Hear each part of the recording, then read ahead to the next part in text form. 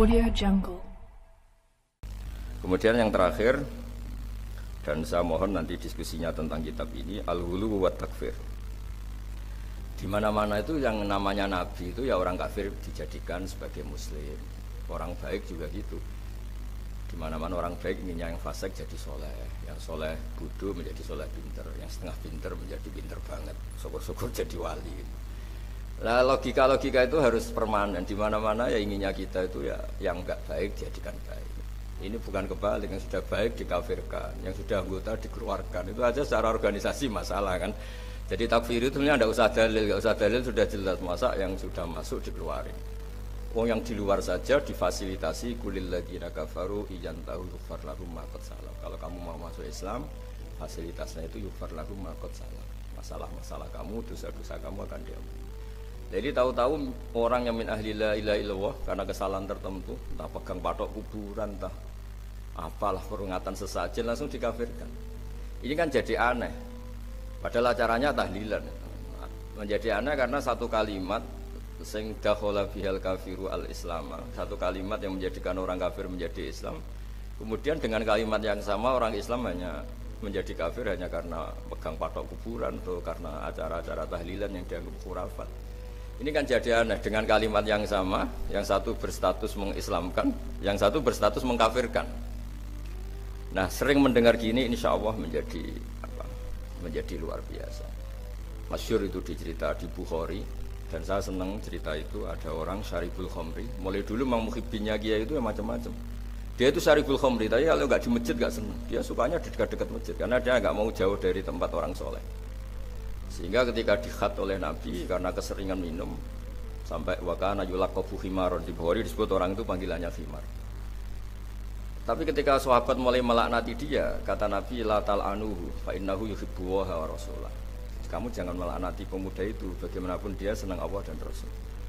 Itu di bab tobat, di beberapa bab di kitab Ihya dijelaskan, saya masih ingat kalimatnya. Falam yukhrijhu bil ma'siyah anil mahabbah. Nabi tidak mengeluarkan orang itu dengan salahnya dia syurbul khamri, tidak dikeluarkan dari status mahabbah. Falam yukhriju bil maksiyah anil mahabbah. Karena ya maksiat itu desainer hawa nafsu, dan itu biasanya zallah itu tidak status. Tapi kalau mahabbahnya seorang mukmin pada Rasulullah itu status. Dia tahu Rasulullah itu orang benar, maka dia ingin mahabbah. Ya, karena dia punya nafsu, terus ada zallah. Jadi harus dibedakan mana status, mana zallah. Kita orang Indonesia ya loyal sama Indonesia, kita KTP Indonesia, kartu anggota keluarga ya Indonesia.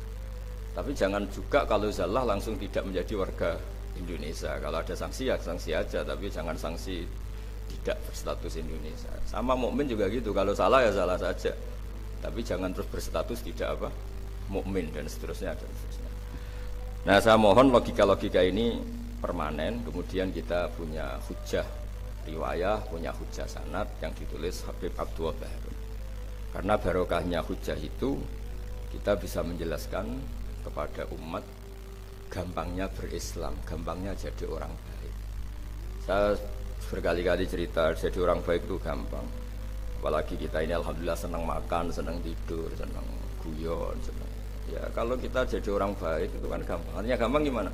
Ketika semalaman kita guyon, anggap saja itu tarkul ma'asi, ya barokahnya guyon sama teman-teman, bakas terong bakar, bakas makan-makan, akhirnya malam itu tidak dugem, tidak maksiat.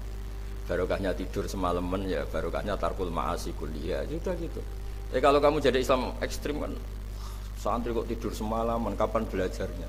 Harusnya tertanya dibalik, alhamdulillah tidur semalaman, kapan kamu bisa maksiat kalau tidur terus? Ya barokahnya tidur terus, nggak ada waktu maksiat. Jadi kaidah-kaidah yang kita pelajari zaman ngaji itu, bahwa yang dikatakan taat itu apa?